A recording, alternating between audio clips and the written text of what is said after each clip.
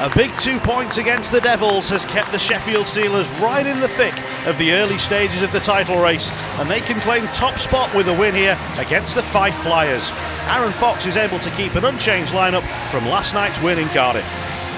Todd Dutiem's Fife Flyers only have one league win from 6 games, but that came on the road, as did 5 of their 7 Challenge Cup group points. They also have former Steelers Chris Lawrence and Lucas Sandstrom in their squad.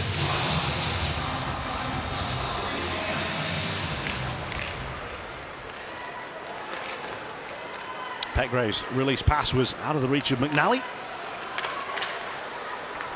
The Flyers will come back to Shabinin.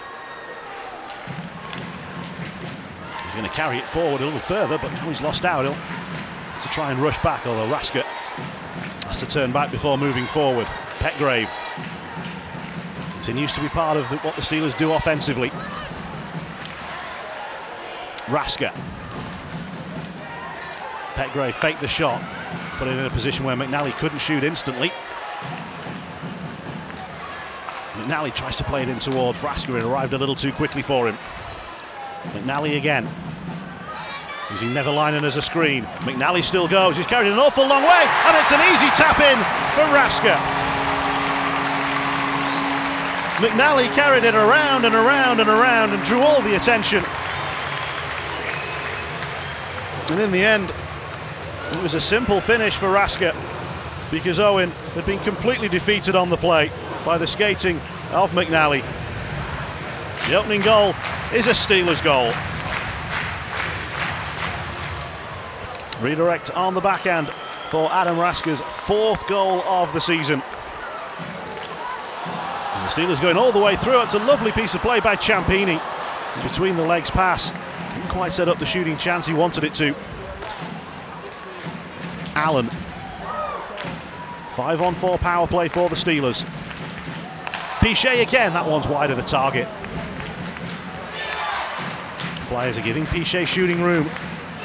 Teams have found out so far this season that's not always the brightest idea. Ciampini just left the puck behind and got checked hard by Johansson. Pichet again. Chance at the front of the goal, and it was a good stop as Newman quickly got the shot away. Power play is looking dangerous. Pichet, Petgrave. That one gets a deflection. Where's he going to land? It's fallen for Allen and smothered in front by Owen. And now Johansson getting involved in a bit of pushing and shoving. Newman's in the thick of it. More pushing and shoving than punches, really. I think we're going to get a few roughing penalties here. Looks like maybe one each. Johansson and Newman. And they get a chance to calm down. The crowd are riled up.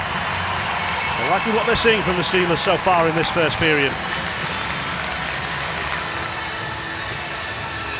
So that was the save by Owen. And Johansson and Newman just tangle. Pichet, not sure if he's trying to play a role of peacemaker or get involved himself, but no tripping call as the two Steelers defensemen collide with each other. Petgrave and Neverlinen, and the save is made. There might need to be more work done by the Steelers here. The puck is still live. So that was a little collision. It resulted in the chance for Kivilahti.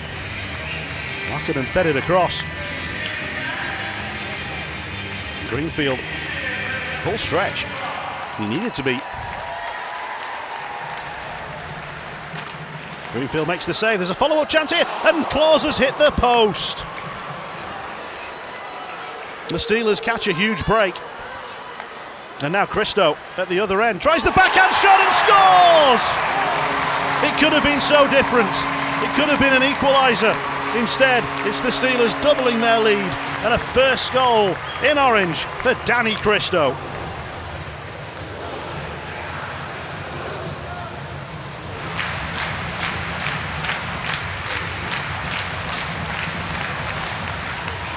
Got the little drop pass from Latal.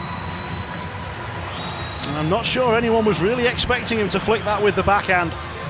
The surprise element and the accuracy, enough to defeat Owen and put the Steelers into a 2-goal lead.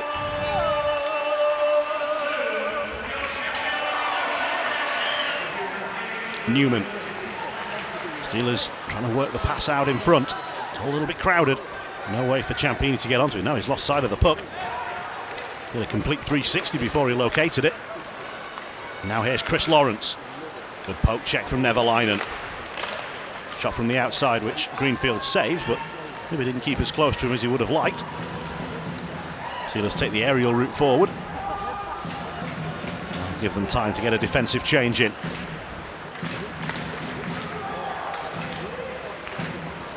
Schultz. Long pass forward, taken in by Whistle. Manoeuvres onto his forehand and scores! It's a terrific piece of play from Whistle. The control, the puck movement, and then the deadly finish past Owen. It's a third goal for the Steelers, and they can breathe a little more easily now.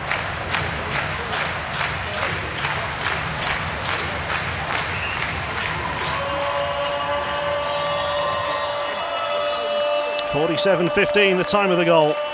The second of the season for Brandon Whistle. It's a 5-on-4 in favour of the visitors. We've surely got to get something here. If not, they'll be down to 10 minutes remaining, but there's going to be a short-handed break. It's Whistle again. He's already got one, and he's not going to get another. Tried to slide it 5-hole, and Owen said no. Could have been a 2-on-0, but the other Steelers forward on the play dropped their stick, enforcing the puck loose. I feel that there are going to be holes opening up at the other end as the Flyers have to push. They turn over the puck here to Ciampini, and this will be a 2-on-1 rush. Led by Ciampini. He'll shoot and he'll score in style. Allen was the support, but Ciampini didn't need him. Why pass when you can snipe like this?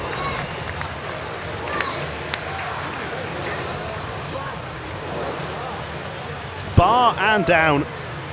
It's a spectacular finish. What a weekend Daniel Ciampini has had. 2 last night and another tonight. And the Steelers have their 4th, and they've surely wrapped up the points in this one now.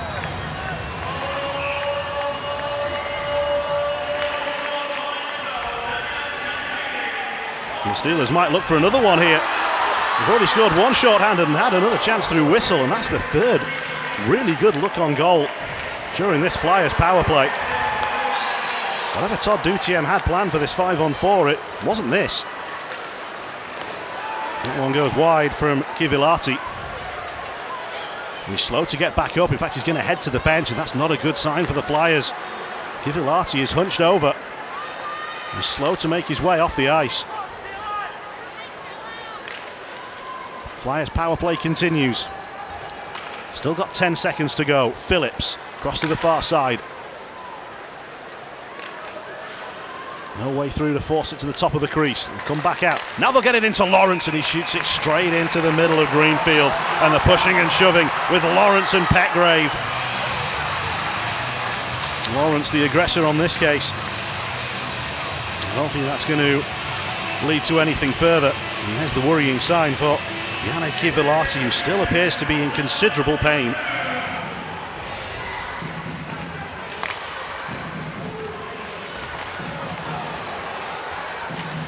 Penalty is being called here. Hand was up a little late from the official, but a cross-check has been spotted. Let's see if you can see a cross-check in the middle of this.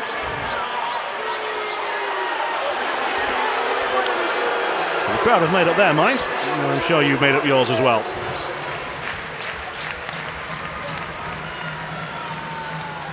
So 5-on-4 again for the Flyers.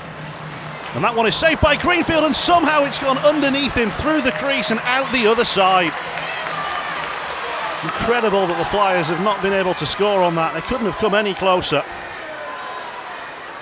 It was Kivilahti. Good news that he's back out on the ice. And good news for the Steelers that puck didn't find its way in when it looked for all the world like it would. Goal updates to bring you from Coventry at the next appropriate break.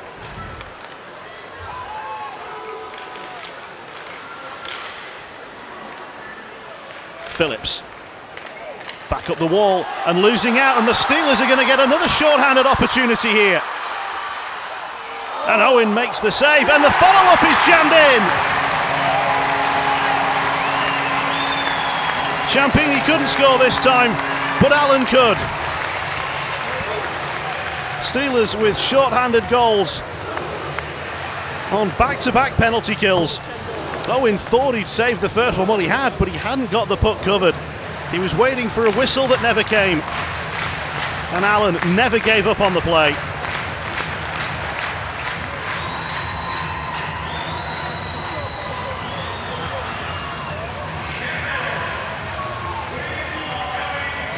There will be a video review.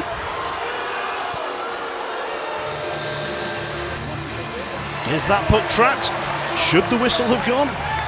It's certainly visible from the camera angle that we have there behind the goal. And the officials are on their way back to confirm the goal. Scott Allen short-handed, and the Steelers 5-0 in front.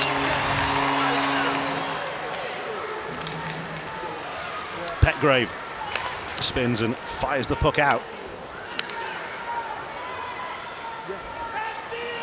Goal to tell you about in Guildford. The Flames have equalised 1-1 between Guildford and Cardiff in that Challenge Cup game.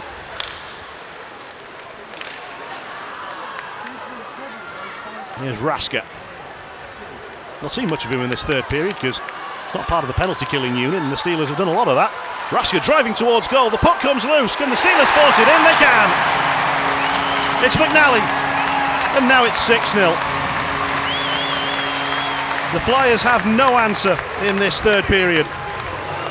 Raska drove hard, and McNally picked up the pieces and manoeuvred himself into position to fire it in.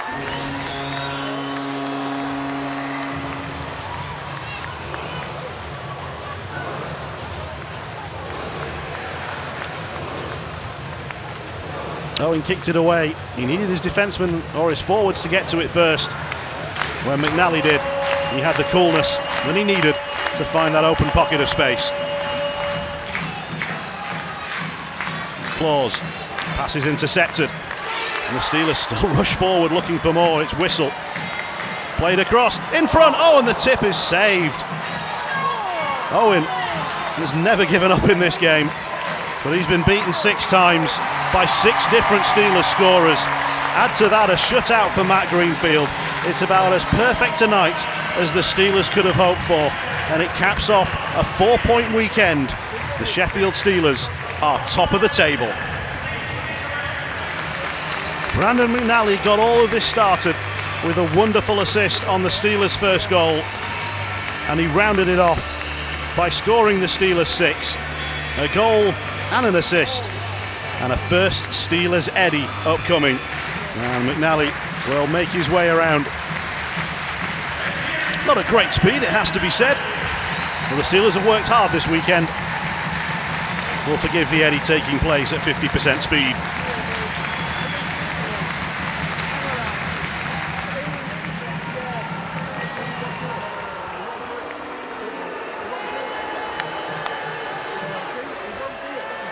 And I don't think the crowd are too impressed with that one.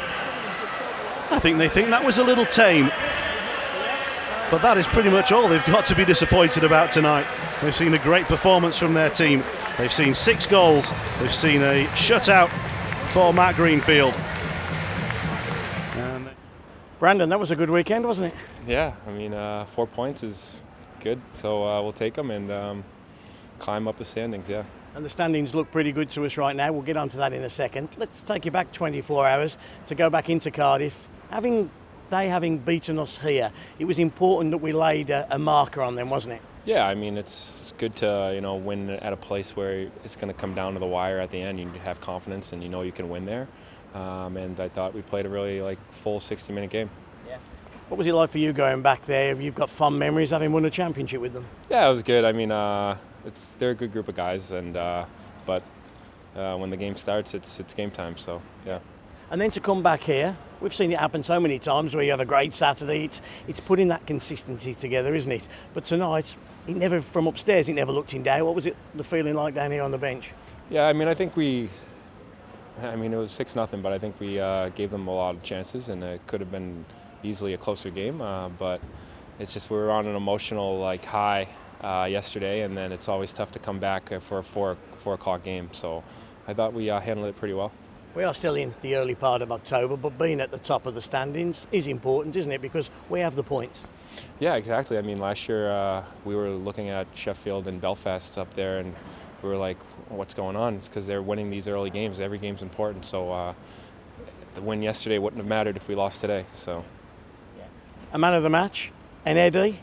I have to say, having seen many Eddies, it perhaps wasn't the finest. No. Were you in two minds what we're doing there? What were you doing there? I was pretty tired, to be honest. I was getting some memories of last year getting booed by the home crowd. So no, it was a good team effort, and I'm happy we got the 4 points. Aaron, congratulations, a 4-point weekend. Talk us through this Sunday game first before we discuss Saturday. Yeah, I mean, that wasn't an easy hockey game. I liked our energy that first 20 minutes. I think we fell flat in the second there. Greeny makes a huge save to start the third period, and then the game changed for us. Penalty kill was outstanding with a couple shorties again tonight. These are the games that you got to be ready for. There's no easy game in this league, and we did not have a ton of energy after getting in at 3 a.m. last night with the early 4 o'clock game. So this one scared me a little bit before the game started, but I was happy to see how we finished that hockey game off. I think it was really important that we didn't play guys too many minutes last night. I think our top forward only had 16 minutes. So come the third period tonight, we did have some gas left in the tank, and we're ready to win a hockey game.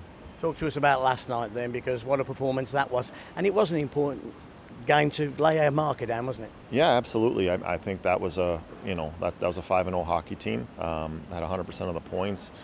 We played them very well at home. That I thought we were maybe a little bit unfortunate with the result, but going down there, we knew they'd come hard first 5-10 minutes, and I thought we kind of slanted the ice in our favor the rest of that hockey game, and it was huge to get a win down there. You've been telling me for the last couple of weeks it's coming. Do you feel this week, especially with the Cardiff performance, that you've progressed another step? Yeah, I think so. I think first and foremost, when you get the goaltending we've gotten lately, you're going to win a lot of hockey games, and our scoring is, I think we've got 6-5, 5-5 in our last 4 games, scoring goals too. So we're keeping pucks out of the net, and we're finding the back of the net more right now, which we knew would take some time. And I think guys have really bought into how we want to play and our identity a little bit, and it's been fun. It gets busier as well, doesn't it? Back here again on Wednesday against Dundee. Are the boys healthy, fit healthy? Is Mason Mitchell ready to come in? What's the kind of status there? Yeah, he's very close. There's a good chance that he could be ready for Wednesday. We'll check the infirmary here today. I don't think we had anything too serious tonight, so we should be good to go. A tough night at the office. Yeah, it's always tough to come into this building. I thought early enough, we withstood some of the early pressure and looked okay. Unfortunately, one of the problems we had last night was offensive production. Although we are getting plenty of chances, that puck's just dropping in the back of the net. And if you don't take your chances in this building, you could be in for a long night. Special teams as well, always important, and not click tonight. Yeah, well, I think our power play, which was exceptional in our Challenge Cup play, has really fallen off in the league play here. And to give up 2 shorthanded goals tonight, that's when I think a little bit of frustration set in, and we let the game get away from us. Lucas Sandstrom got a great reception at the end of the game tonight. He's got fond memories here, winning a cup, and he's been a good player for you since you've picked him up. Yeah, he's been a great pickup for us. I think that Sandy will do anything that's required of him, and he's a team first guy. I think his work ethic and his attitude has been well received by the Fife fan base.